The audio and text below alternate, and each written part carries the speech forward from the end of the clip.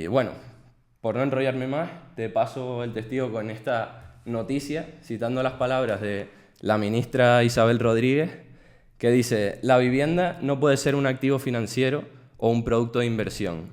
Tiene que ser el lugar donde se desarrolla la vida. ¿Enternecedor o aterrador, Daniel? Una estupidez, ¿verdad? Es una auténtica imbecilidad. Y me vas a permitir que te explique por qué.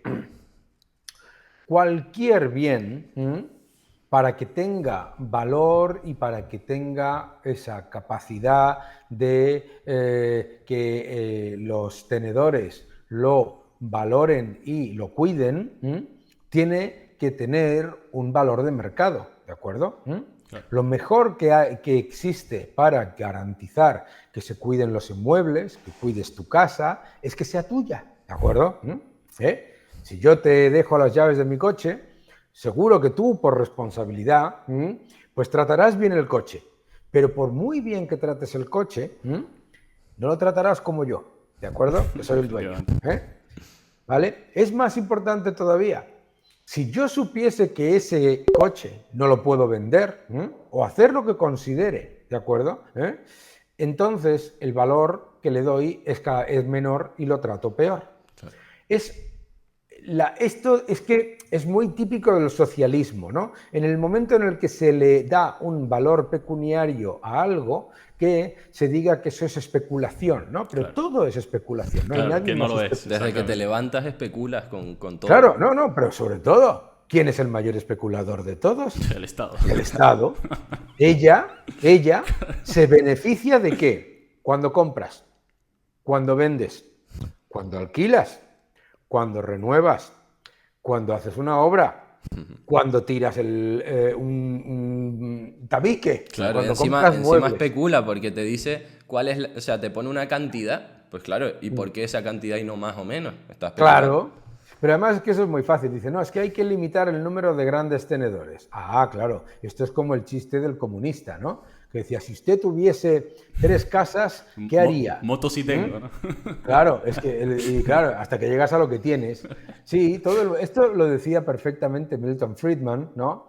Que decía que nadie es avaricioso. El avaricioso siempre es otro, Claro. porque los otros siempre son los ricos. Si tú le preguntas a la gente, ¿no? Tú le preguntas a la gente, ¿usted es rico? No, yo soy de clase media, Todo el mundo es de clase media aquí. Y entonces, claro, el rico siempre es otro, el especulador siempre es otro, ¿no? Ella, por otro lado, que es una persona que tiene varios inmuebles, si no me equivoco, ella no es obviamente una especuladora, ella lo hace por ahorrar, ¿sabes? Es una estupidez. Todo esto es una estupidez. Vivimos en el mundo de la idiocia. Y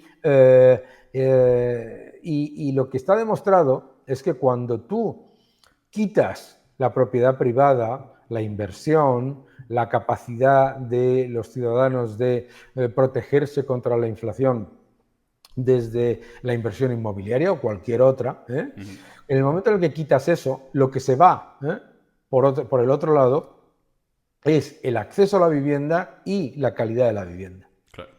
Sí, por poner ejemplos de regulación o de maneras de intervenir que han tenido esa aparente finalidad positiva y que luego han hecho daño, por ejemplo, con el tema de la ocupación o Claro. ¿no? Bueno, y por ejemplo, mira, escucharás a los de Sumar decir constantemente, en Viena han intervenido los precios de los alquileres y puedes alquilar una casa por 500 euros, ¿no?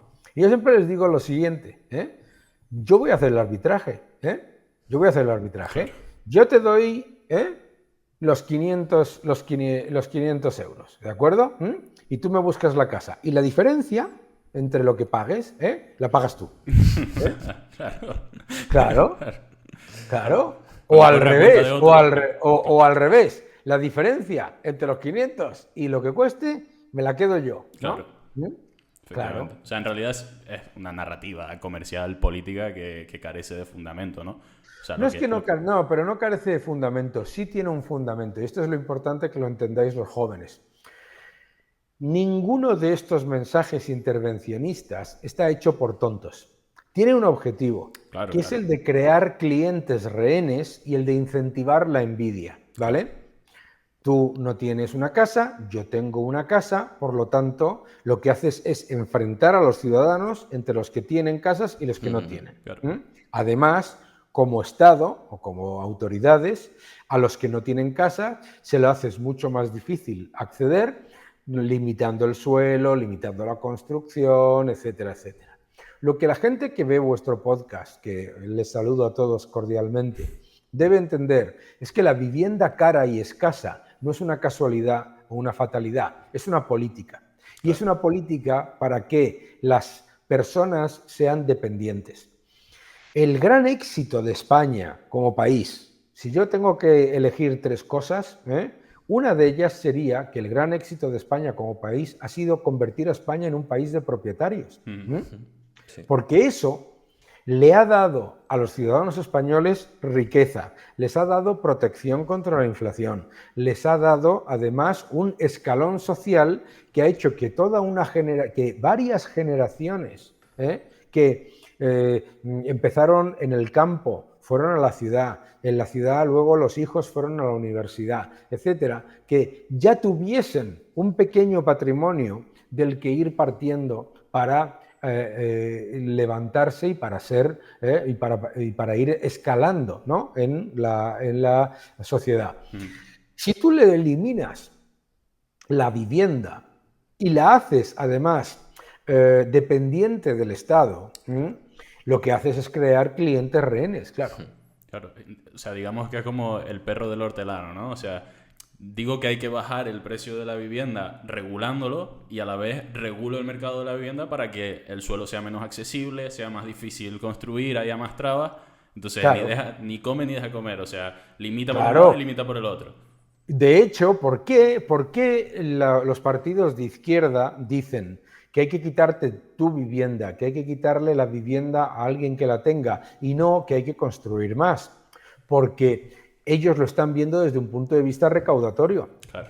Claro, tú liberas suelo, dejas que se construyan las 150, 200.000 casas que se necesitan cada año en España para acomodar simplemente el aumento de la población mayor de edad, etcétera.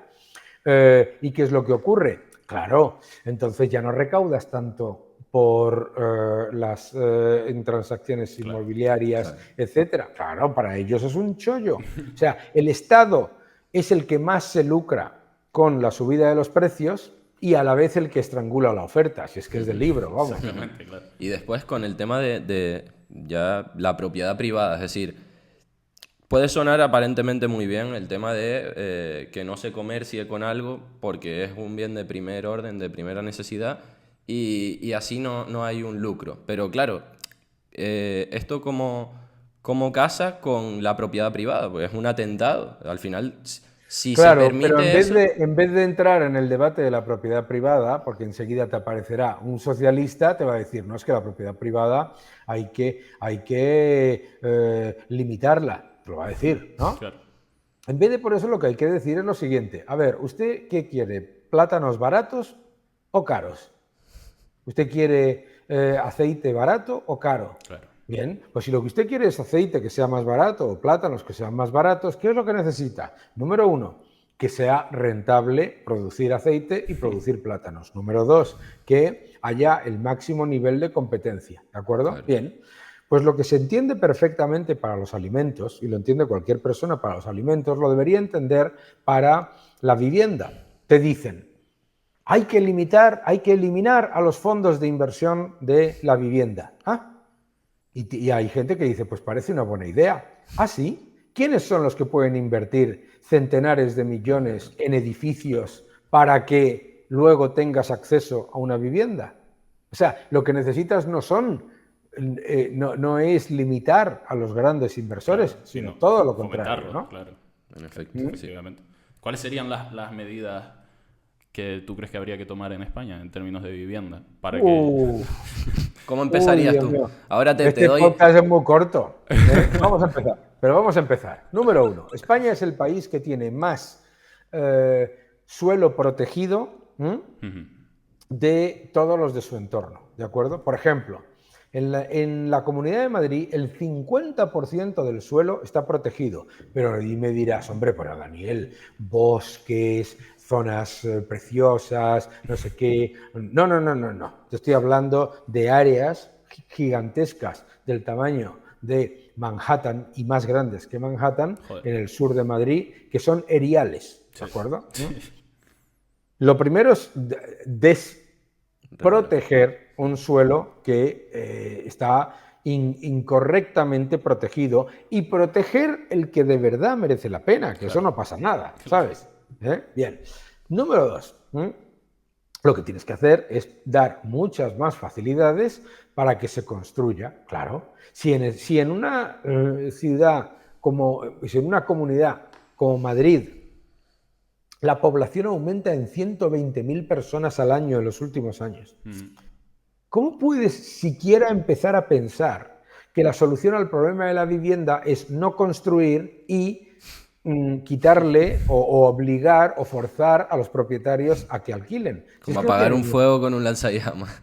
Claro, no, es que no, es como intentar apagar un fuego con una de esas maquinitas de pez, ¿no? Que echa, ¿sabes? Una estupidez, ¿no? Claro. Es como los bomberos de Los Ángeles, con los cubos. Eso, Por eso, pues lo que está pasando es muy parecido a lo de Los Ángeles.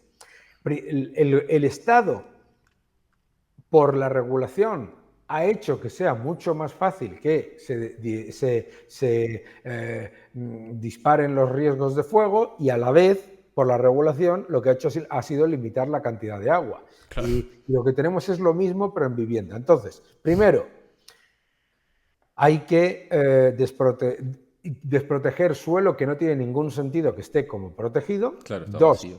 hay que facilitar la construcción. 3, hay que facilitar la construcción de vivienda en régimen de cooperativa.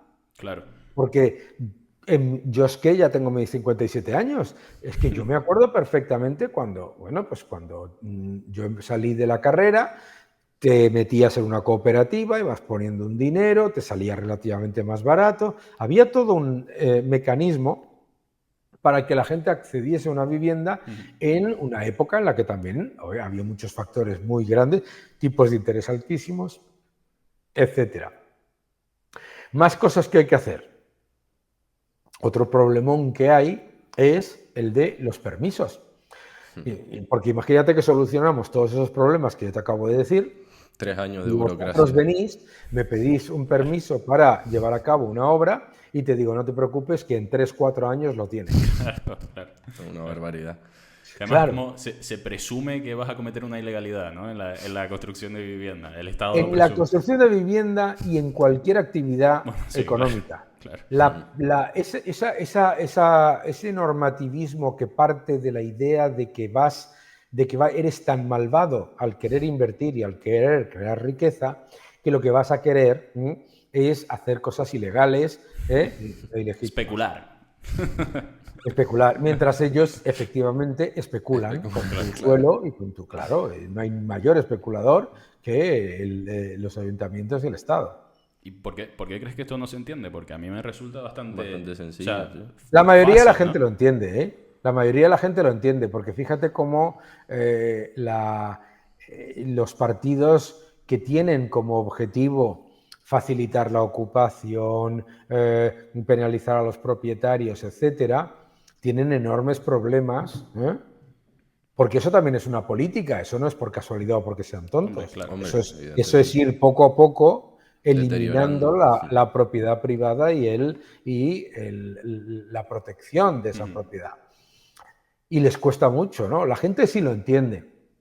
Lo que hay alguna gente, obviamente, que claro, que obviamente la envidia y la vagancia son grandes Incentivos. problemas. Sí, lo Claro, combinan ya, claro. entonces hay mucha gente que dice, ¡jo, qué maravilla! Si le roban su casa a Dani, me la van a dar a mí. Claro. Lo que no te das cuenta, solerdo, el que piense así, es que efectivamente a lo mejor me la quitan a mí, pero no te la dan a ti.